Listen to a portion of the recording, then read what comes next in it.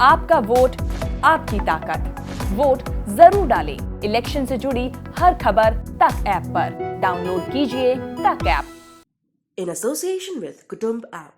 अनेक ग्रुपों से पाइए छुटकारा, आपके संगठन का अपना ऐप कुटुंब ऐप।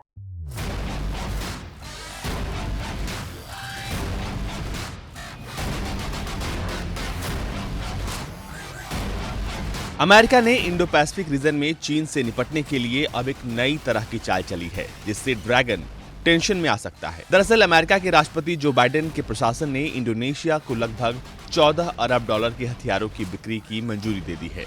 हिंद प्रशांत में चीन के बढ़ते वर्चस्व को रोकने के लिए अमेरिका लगातार कदम उठा रहा है और ये भी उसी का हिस्सा है। विदेश मंत्रालय ने एडवांस्ड लड़ाकू विमानों की 13.9 अरब डॉलर की बिक्री की घोषणा की है। वहीं विदेश मंत्री एंटनी ब्लिंकन ऑस्ट्रेलिया की यात्रा पर हैं। यहाँ वो क्वाड विदेश मंत्रियों की बैठक में हिस्सा ले रहे हैं। इस यात्रा का मकसद रूस और यूक्रेन के बीच घटनाक्रमों के बावजूद चीन को प्रशांत क्षेत्र में मुक्त नियंत्रण की अनुमति नहीं देने के अमेरिका के दृढ़ संकल्प को रेखांकित करना है। क्वाड बैठक में एंटनी ब्लिंकन ने कहा, क्वाड उन देशों का एक समूह है जो किसी के खिलाफ होने के लिए साथ नहीं आया, बल्कि जैसे हम हैं उसे लेकर हम साथ आए हैं। ये सरल रूप में स्वतंत्र और खुला हिंद प्रशांत है।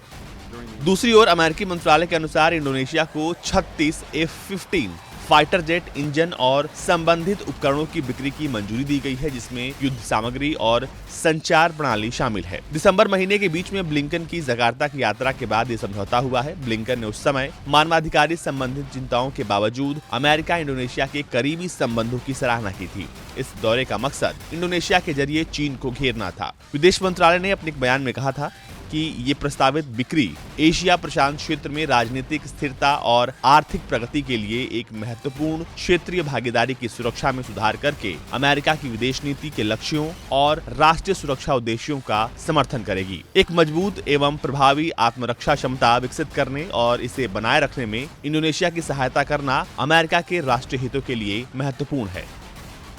बयान में चीन का कोई उल्लेख नहीं किया गया था, लेकिन लगातार अमेरिकी प्रशासन ने दक्षिण चीन सागर और प्रशांत क्षेत्र में दूसरे जगहों पर अपने प्रभाव को बढ़ावा देने के लिए चीन के प्रयासों को रोकने के अभियान में दुनिया के सबसे बड़े मुस्लिम लोकतंत्र इंडोनेशिया को शामिल करने की मांग की है। इंडोनेशिया में आसियान देशों का मुख्यालय भी है। इसमें शामिल देशों के चीन के साथ ज्यादा बेहतर रिश्ते नहीं है और इसे देखते हुए अमेरिका ने ये चाल चली है और माना जा रहा है कि इंडो पैसिफिक रीजन के वो तमाम देश जिनके संबंध चीन से ठीक नहीं हैं, उनको अमेरिका अपनी तरफ खींचने की कोशिश कर रहा है ताकि वो चीन को घेर पाए।